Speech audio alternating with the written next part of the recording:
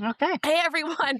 Welcome back to season 2, episode 1 of the Inchstones Podcast. I am thrilled, as always, to have any other mother on a parallel journey, but to have 3 of the 4 hosts of MOMS TALK AUTISM podcast here with me today is a gift. It's a treat.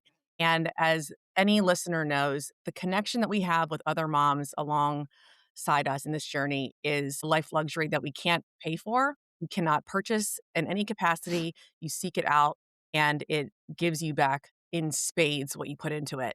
Brittany, Shannon, and Jean, thank you so much for being here today on the Inchstones podcast. We've touched base before. We are literally from all over the country.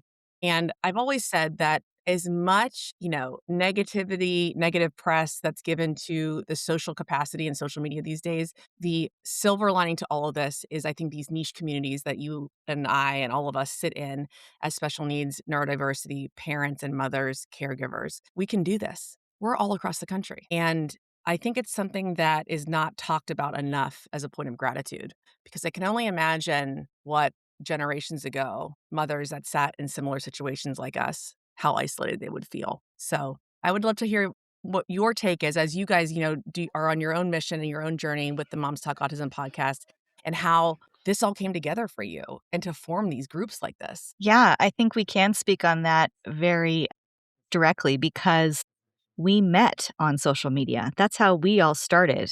Mhm. And social media has many pitfalls and negatives to it. I think we can all have our own personal stories about how it has impacted us, not in the best ways and our families. But there are a lot of really, really good things on there and ways to be grateful for such an amazing tool to add to our arsenal of caregiving.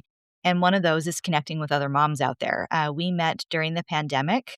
It was a larger group of us through a social media app. And one by one, it was just direct messaging, texting, if you will. It was a little, it wasn't very personal. We were trying to get to know each other, but it's hard. It's hard when you don't have the context of seeing someone's face or their level of sarcasm or their particular brand of humor. It's difficult to convey all that through just texting. Eventually, we moved to a different app where we could video Yeah. message each other on Marco Polo, if you're not familiar.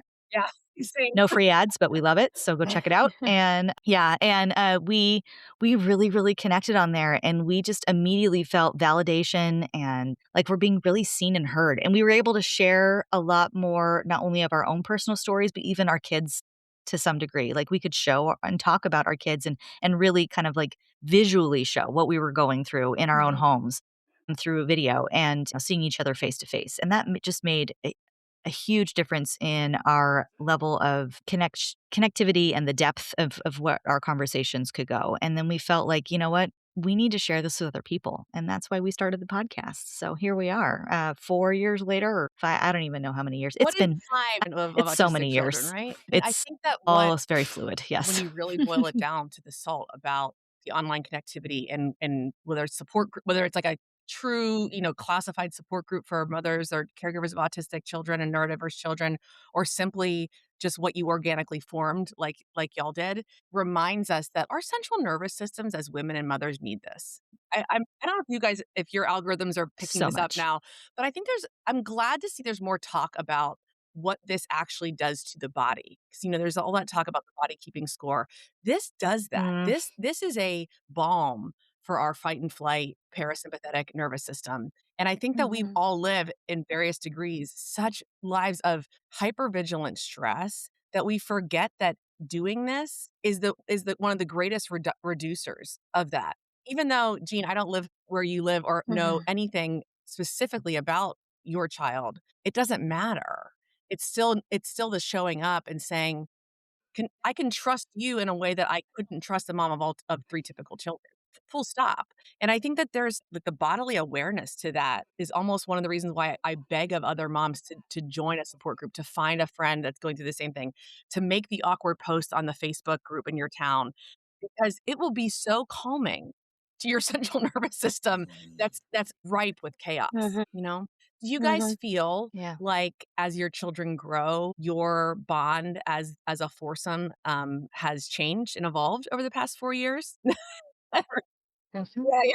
We all kind of smile. Yeah, you know what? There's something about like, because we've talked about this before. Like, I've got a great family. I have wonderful friends here, in my life, but nobody knows everything that is going on in my house better than those three girls. I can show them anything that goes on in my house. I don't have to worry about it. I don't have to worry about judgment. I don't have to worry about embarrassment. I don't have to worry about, we generally will either Yeah. find humor in whatever we can or we will cry.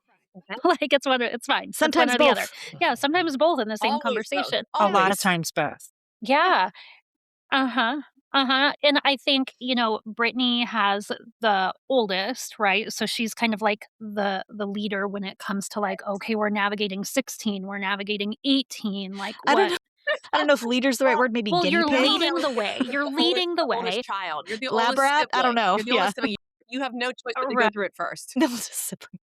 Yeah. It's true. It's And true. then like Gracie out of all of our girls, like Gracie had her period first. So it's like, okay, Yeah. well, I'm trying to figure that out and talking to them about all of that stuff. And so it's like we're all navigating these just challenges. Happy to Gosh, let our you have that one bone you. first, Shannon. Thanks so much. And I was the least prepared is the problem. I was the most scared of all four of us. And it, of course, You Murphy's were the Law. least prepared.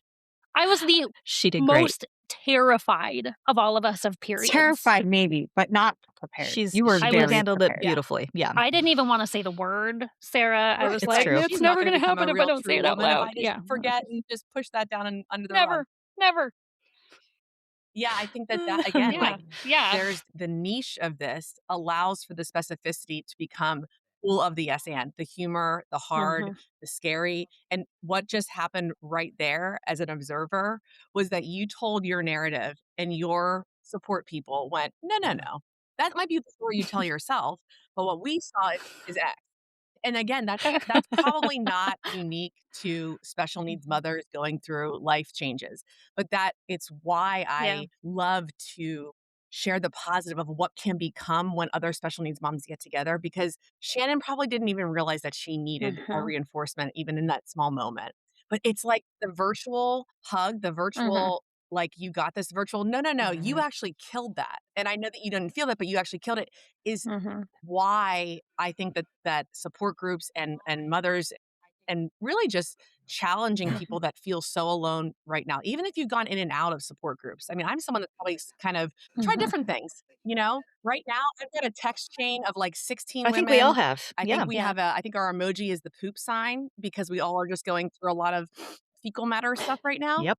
And it's like special, Code like Brown. spectacular superhero moms or something. And to be honest, I don't even know half of them. I know that they've all sort of been in and around my school district or Mhm. whatever, but for right now, gosh, what that serves me Yeah. is such a calming balm.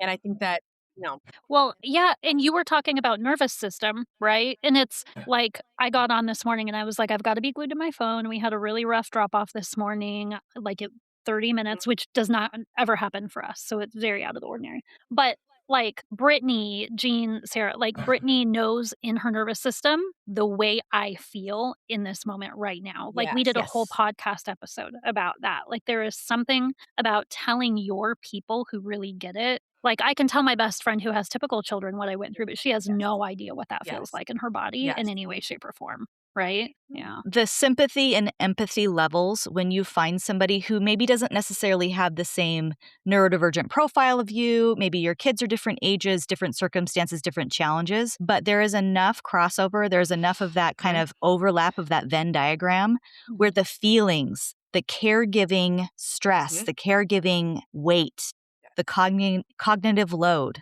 that we all experience is the same, regardless of the nuances or the specificity of the challenges. The caregiving aspect is the same. And so you can go dive deeper so much faster and so much more meaningfully when you meet with other moms who are in a similar situation as yours as the caregiver. And it really just makes such a difference because you don't have to. I think what happens for a lot of us when we meet maybe a new friend, I put that in quotes, especially someone who has neurotypical kids or very little experience with neurodivergence, is you feel like you have to, I feel at least, I have to give I give a little taste, a little test to see how they react. And then maybe I go a little bit more and I give them a little bit more. And I'm waiting for the eyes to become huge as saucers, the jaw to drop, and for them to be like, Okay, that's where we whoa. stop. That's Found okay. your I've limit. found Yes, your yes. limit. That's the line. I have found it. Yeah. I have found where you So can't that's so take in interesting any because more of that, my not, life. not to interrupt you, Mhm. that's so interesting because Or, I think that yeah. that skill as Yeah, go ahead. a mother of neurodiverse children, wherever everyone is on the spectrum, the hypersensitivity and hypervigilance to others' capacity is, I think, one of the greatest skills that I never wanted to learn. Like, I never wanted to learn that, Mhm. but We are I got it. proficient at And I it. think that I love that you Yeah. just talked about that, Brittany, because it's so true. It's like we have this skill of going, you know what? I want to share. I want to talk about my child with you, but I have learned through life and real experiences that the capacity for others to absorb my truth is actually a lot less than what I would hope for it to be. So you learn this like very, very like Yeah. Mhm. almost like precisely calculated way of going, okay, I went a little too far there. Right. How are you? How were the holidays? And you No, no, no, Right. no. Yeah. Well, And so that then is you revert back to not any all surface level, right? It's like Mhm. Jack Nicholson and Tom Cruise. I want the truth. Can we get You a can't remake of that handle the movie with truth. You autism can't moms? handle my truth. I would love that, man. A blockbuster. Top it. Blockbuster. Top it. well, it's also making it sound like it's perfected, but it's also not because we also Oh have no. our agency limits. And there's moments where I do not have the agency or the bandwidth to Bingo. Oh, satisfy bingo. whether you can handle it or not. And so you shut it And down. and you not even just Yeah. shut it down, you just blurt it out and being like, that's what it is. And Well, it's that's almost Take it or like leave it. Yeah, that's shutting it down. I You're mean, like, well, here it is. Bye. you Yeah. just and you have to live with that. And they're like, how do I even navigate this? But you it is a disservice sometimes. And it can be sometimes a happy Yeah. accident or unhappy accident, but happy accident because there are beautiful things that could come out of it because it kind of opens the eyes to other people going, I had no idea, but you don't always have the capacity to Right. manage everybody's expectations, Yes. even in what they can handle. Like you're managing your nervous system. The reason why our nervous systems are so overloaded too is because we're Societies. managing Yeah. all of our kids, every environmental, including our spouses or partners or coworkers or community members, whomever it is, we have to manage everybody else's environmental conditions and mitigate those things. And it's Yeah. like you're never off. You're always on. And one of the reasons why we're always ready to feel like the ground is constantly moving beneath us, or it's about to. And when that shift happens, we feel even more isolated. And in general, human beings are meant to be in community. But somewhere along the lines in our society, we decided, and this has independent of disability or not, we decided that we're going to force the concept of independence. And independence is superior. Well, that really falls off a deep cliff when you're people like us who then really you're just shut down from accessibility to things because it's not a part of the world. It's not an integrated woven fact. And so everything seems alien. So then we are deprived of the very oxygen we need. So these types of connections provide the oxygen that we need that give that relief. And why this is in very much still in a lot of ways very two-dimensional. I would say it's like 2.5 because when you can see people's faces and you can engage in that way, it's like you're halfway to that third dimensional part. But that's why a lot of the things at the two-dimensional rate kind of fall off for a while because they're not as sustainable because you don't have that full holistic experience. Why we try to be very intentional about at least being all together every other year. Mhm. In person and beyond just like what we're able to do over Marco Polo. And when we record on podcasts where we feel like we're all sitting in the same You room hit on together. something that I read about in a totally different form of theoretical my book nerdy self did, which is about like identity versus persona and personality and how we become such an identity based culture. And when I think all of us probably experience through the diagnosis process, or just literally our children becoming who they are and their souls that are meant to be.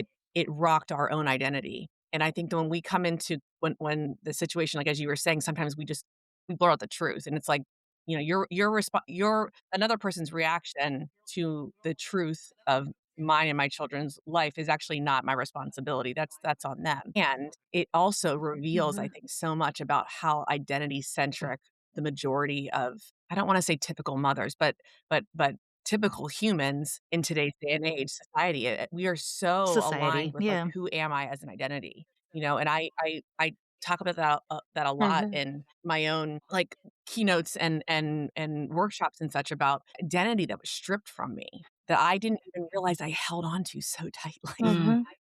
Right? And I think that that's like this beautiful byproduct of raising children that we never in a million years thought were gonna be on our bingo card. And I think, Jean, you just hit on it, because it's like at some Yeah. point you're like, "Honestly, my energy capacity is already below 0. This is my truth, and if you accept." It's a it's a beautiful place to finally come to that place, right? And it takes some time and it takes some practice, and it's a muscle that we've all learned to use and grow, and it's bigger, it's more defined now because we've done it multiple times. The experience really does come into play with that. But yeah, you eventually get to the point where you don't have necessarily a reaction if they can't handle your truth, if they can't handle your life, your reaction to it maybe isn't as strong, or you're able to move on faster as you try to create those connections. And it's something that we talk about a lot on our podcast too, and it's something we try to really emphasize, that you need to have multiple areas of your life in different ways to connect. It's really not. This is good advice, or a good way to live your life for anybody, neurotypical or not. But you need to have friends in multiple places. It's great to have an online community. It's great to have multiple online communities. It's really, really good to know your neighbors around you, or to have friends in your kid's school district, or wherever, whatever social ways you meet people in your local community, churches, or whatever social groups. It's great to have connections with your family, people who understand your family, or your childhood friends, or whatever it is. But to have multiple areas where you can connect and feel validated and feel seen and heard, and like you can use them as a support system, even if it's for just part of your life.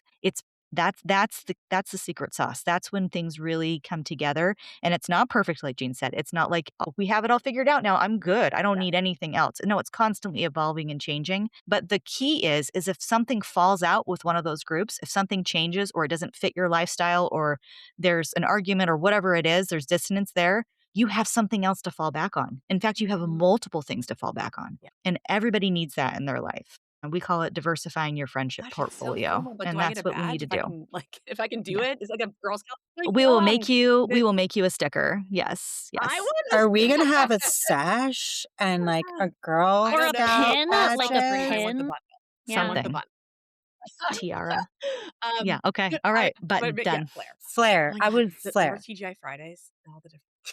Yes. Yeah. Are you wearing enough? Flare. Yeah. Are you wearing enough flare? Um, Do you have enough it pieces just of made me flare think on? of is that Simon Sinek, I'm sure this is like over a year old now, but I think about it all the time, is he says, if you're ever in such a situation where your body and you're feel like you're dysregulated and spiraling, if you have like one person that you can text and go, do you have 8 minutes? It was like this scientifically proven, like research based about 8 minutes. And I remember like texting it to my best friends and my high school girlfriends and being like, guys, I want you to know, I will always have 8 minutes, like 8 minutes. And it's just, that's another, I think, almost like component piece of the pie for what you're talking about, Brittany, is like, we are so, Yeah. we move at such a fast speed because of our hypervigilance and our hyperattunement to our children that necessitate that from us in so many different ways. But 8 minutes from a friend, from a fellow neurodiverse mother, autism mom, caregiver, parent at your child's school, it's such a gift to provide support and to be able to have flex the ask of being supported. And I just think it needs to be one of those themes that is talked about across the board more often, because if that's true, that 8 minutes, we need to like start a campaign for that. They can get pins too. They can get pins. Well, yeah, I think it's amazing. Like, that's such a good way to put it. But how wonderful would it be if you had more than one person? that you could ask 8 minutes of? What if you had 20 different people that you felt comfortable enough being like, hey, I really need to talk to you right now. Can I chat with you? Not that you have to talk to all 20 people, but just knowing that you have that available. I mean, how amazing would that be? I know I could call any of these girls because we've done the work, we've connected, and we've shared it all. It's all out there, and we've accepted each other, and we're here. That I can do that with them, and I have even other people I can do that with locally, literally face to face, or virtually face to face, right? In many different ways. It's such a comfort. It doesn't fix everything. It doesn't solve all my Yeah, problems, I always but man, it picture us makes a all like difference. You know? the analogy that when I think when an elephant gives birth, all of the sister elephants all come around and sort of huddle around her. And I think that like we can do like that's always my visual. I mean, can you tell I'm neurodiverse too, guys? I'm very visual.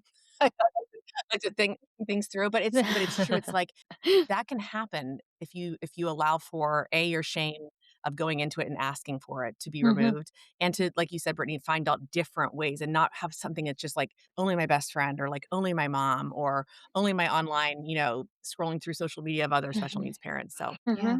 And it takes time. It takes time to do all that. It's not some switch that automatically you've got it all figured out. We have to try, and you have to build it up, right? We interviewed a mom who's further along the journey than any of us a few years ago. This always sticks with me. She's developed this amazing community around her son. She's a single mom. Her husband passed away when her child was very young. He has a lot of needs, and people would come to her and be like, I don't have a community. I don't have all the support like you do. And she's all like, well, then go make your community. Do it. She goes, This wasn't handed to me. yes. I built this from the ground up. And that's a No. lot of work. And it's not feel fair. Yeah, exactly. Sorry if you didn't know, That life I isn't think what fair. people fail to But, realize so much is that it's not unsafe to try to build something that you don't have. It's uncomfortable. It's really uncomfortable, yes, but it's it's, Yeah.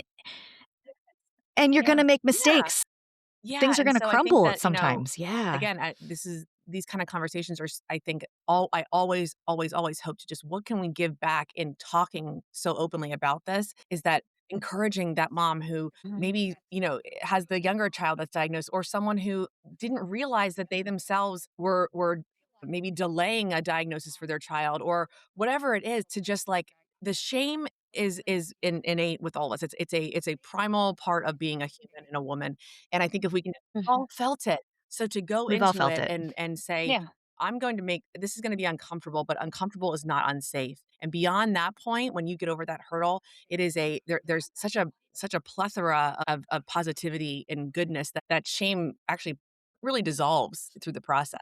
I mean, I was scared off my I'm not about to swear here, but I was so scared in even, beginning podcasting and then realizing there are more stories out there than I even wish to have on to hear. I want to give everyone a voice for that because we're so worthy. It's so worthy of that.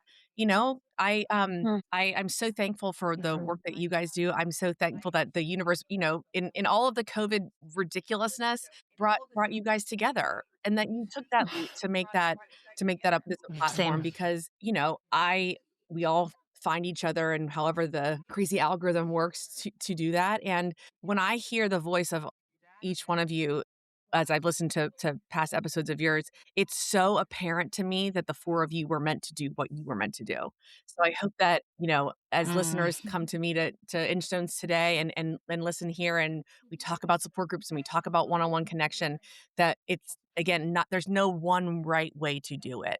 There's no one right way. So that each of us Absolutely and not. each platform can Yeah. provide something different, just like you were sharing, Brittany. Yeah, I that's think right. that I think even something I heard last night while I was sitting in a meeting, and especially at this part, like our stage of our connection, our relationship, where we are with our children, how long we've been on this journey, and as I always phrase or coin that how well seasoned we may be, it can be intimidating to parents just starting out and are in that space. And someone had made a comment about another mom or parent, a colleague that had spoken up and said, "Oh, that's great that you said all that, but I think you're intimidating the rest of the room." And I felt like saying, first off, I'm going to take up all the space over here, so that's not okay. But what's fair to say is that a lot of people sometimes when they're entering spaces like that or even trying and they're so uncomfortable. I remember I remember having so much anxiety. I had so much social anxiety before even COVID happened because I was in this isolated world. This was what I did. I slept, ate, and breathed everything autism and what my kid needed or kids needed, plural. And that was my whole life, nothing else. And I couldn't even leave the house.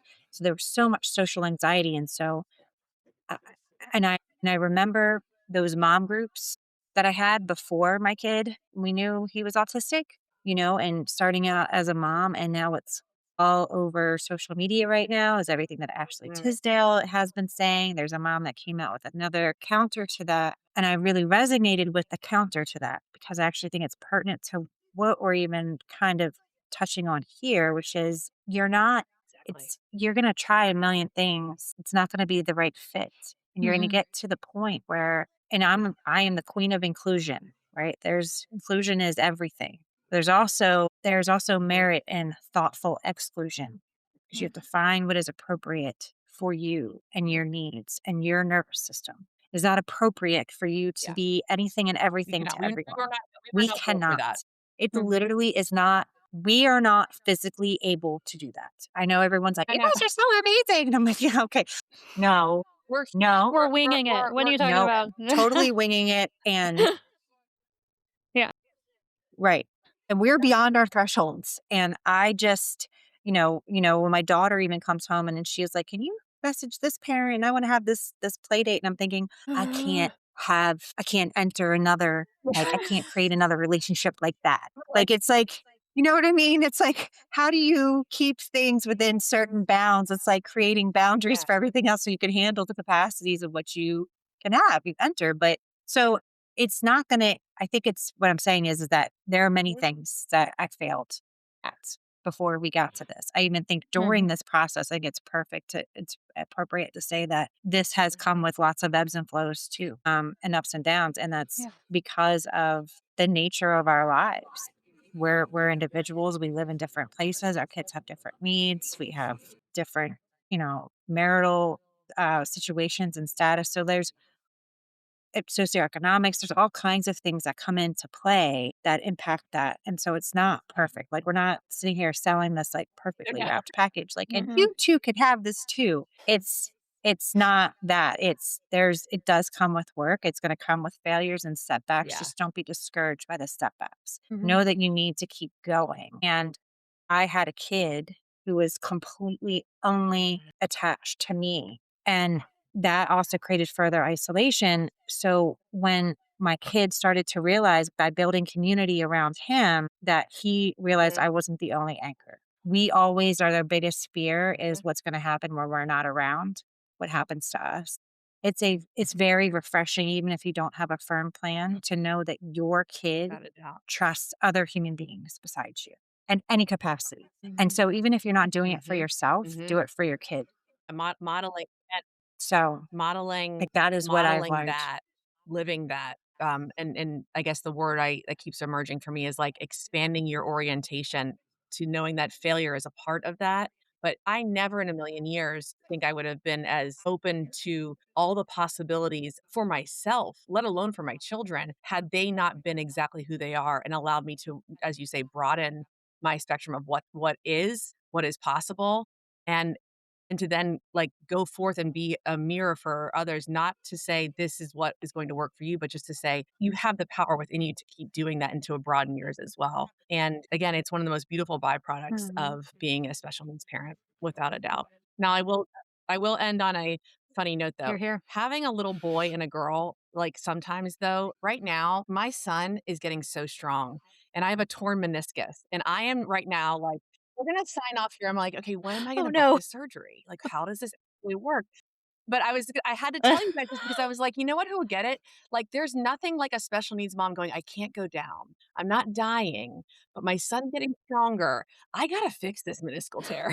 There's no alternative. I have to fix this. I'm so annoyed by it, but I have to do it. So, anyways. Yeah. Yeah. We all have our own version of that. Yep. Yes, in our lives, for sure. Yeah. I have 3 boys who are now all officially adults. I have 3 boys, right? And my youngest is now 18. And yeah, it's a whole nother world when they get bigger, taller, stronger, larger than you. And yeah, it's My another cartilage needs to another be level, fixed. let's just say. So Because we but need to get it's that all one of those cleaned up. classic Let's things do where I'm that. like, who would understand? Yep, it's really autism parents because everyone else has meniscal tear. That's all you have to And say, I and we call get my it. friend Yeah, whose like, husband's we orthopedic, got and I'm it. like, I need a house Yeah. call. I'm calling it in. I need a house call.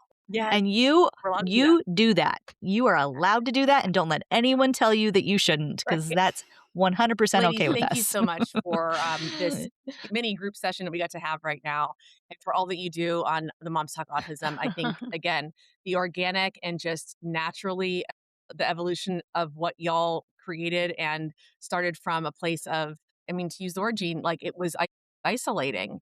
And this is one medium with which you can defy that and to engage and interact in a way that is so, so good for just the humans that we are and mothers. So thank you each of you.